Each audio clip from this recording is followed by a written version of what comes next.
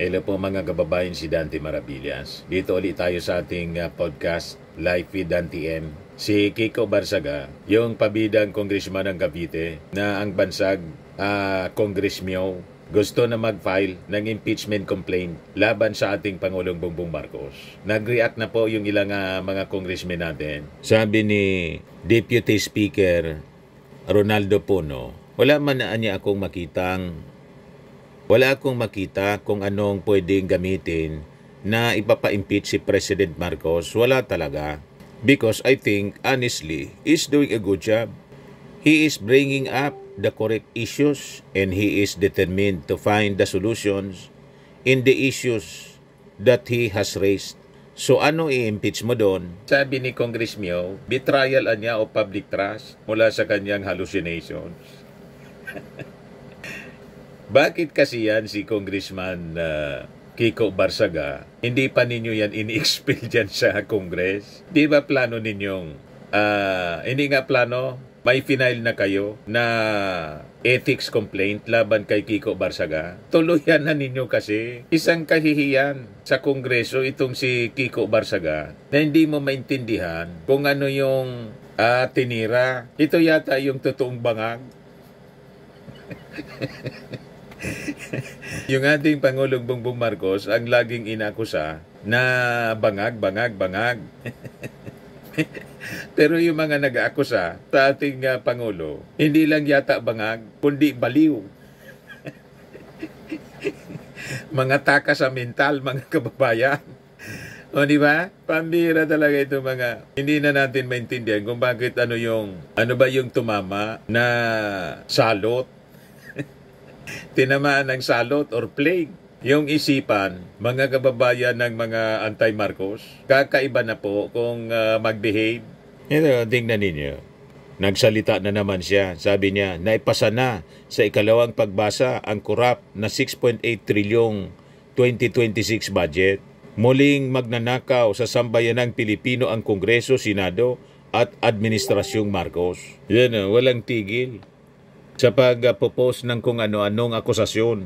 Itong si Kiko Barsaga. Ayan, magnanakaw na naman sila. Napasanaan niya yung 6.8 trillion na budget for 2026 sa second reading. Congress, Senate, and the Marcos administration will once again steal from the Filipino people. Inaasahang pagbubutuhan sa ikatlo at pinal na pagbabasa ang 2026 General Appropriations Bill sa Oktubre 13 bago ang Halloween break ng Kongreso.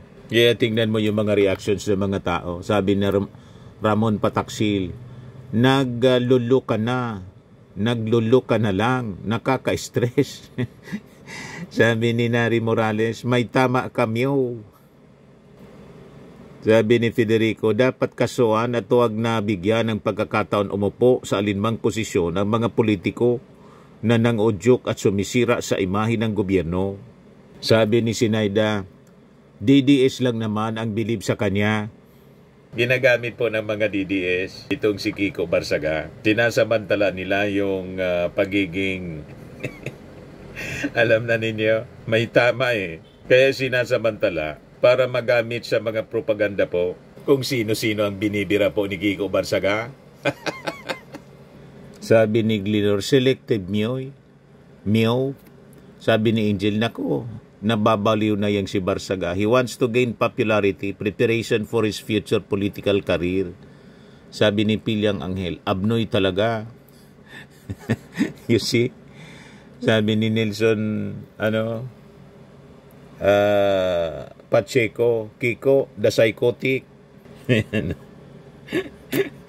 May tililingan niya. Sabi ni Randy Cruz, obviously, implanted distraction lang ito ng kampo nila Fiona Piatos para malinis yung totoong issue sa bansa. Do not pay attention to this weirdo.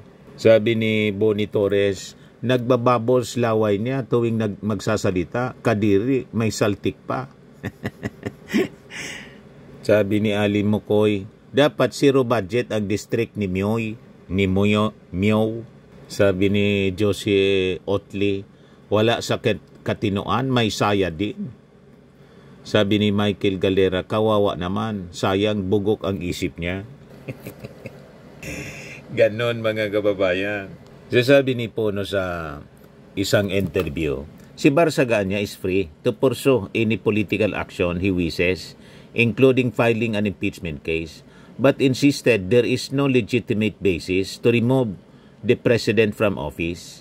Nobody is preventing him, referring to Kiko Barsaga, from doing that, but I don't think he's going to get very much support. The lawmaker stressed that he sees no wrongdoing or failure by Marcos that could justify impeachment. Kasi kung ako lang, wala akong makita kung anong pwedeng gamitin na ipa-impeach si President Marcos. Wala talaga, because I think honestly, he's doing a good job. Siya pa ang pinakamagaling na Pangulo na umupo after Marcos Sr. After Marcos Sr., walang kakwenta-kwenta yung mga umupong leader. Lalo na yung past administration po.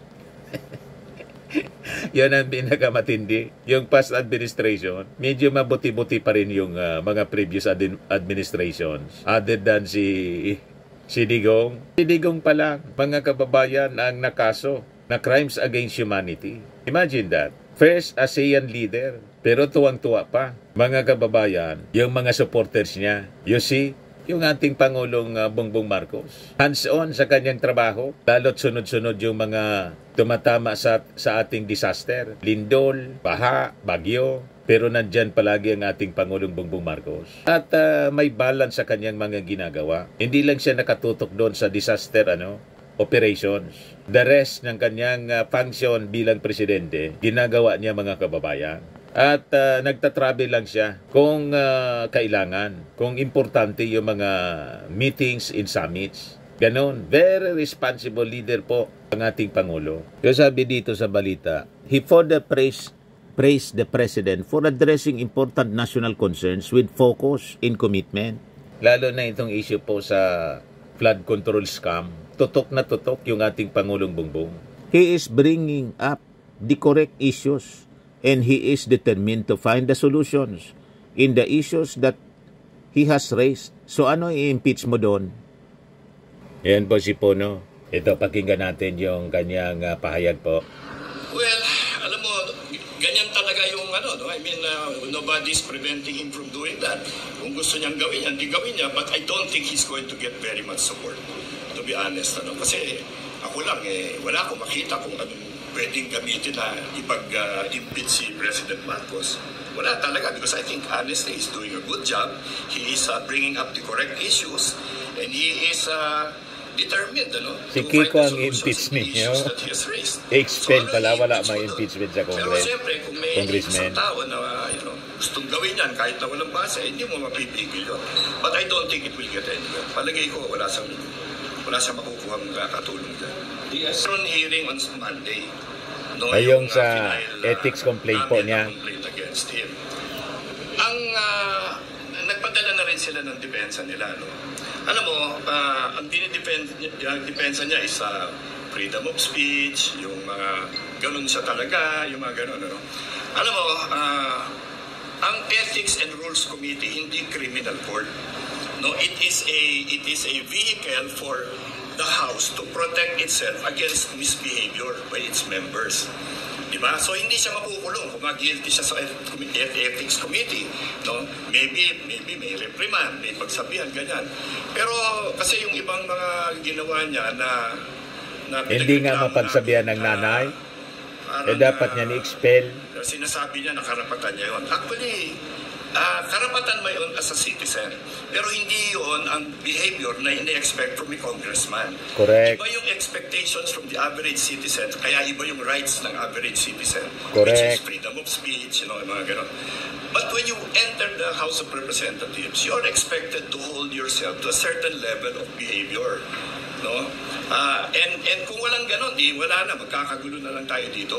Correct. We are expected to act with a minimum level of decorum. Diba? And with respect to our peers, ganon.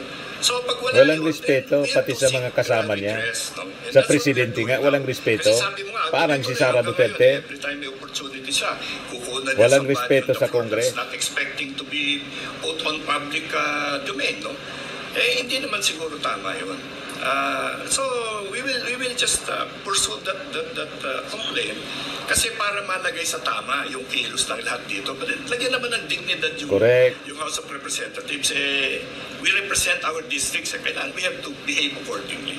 Di ba? Ayan man lang po ang short video natin mga kababayan natin sa inyo nitong napakagandang product. I Am Amazing Pure Organic Barley Powdered Drink Mix from Australia. Yung mga gusto po na mag-try nito, mag-message na lang po kayo sa akin, Dante Maravilla, sa messenger ko po sa Facebook. Yung gustong magpa-orient nito at planong magnegosyo, pa-orient kayo sa aking anak na architect entrepreneur, Riz Maravillas. So lagi ninyo pong tatandaan sa buhay, you become what you believe. Bye-bye po.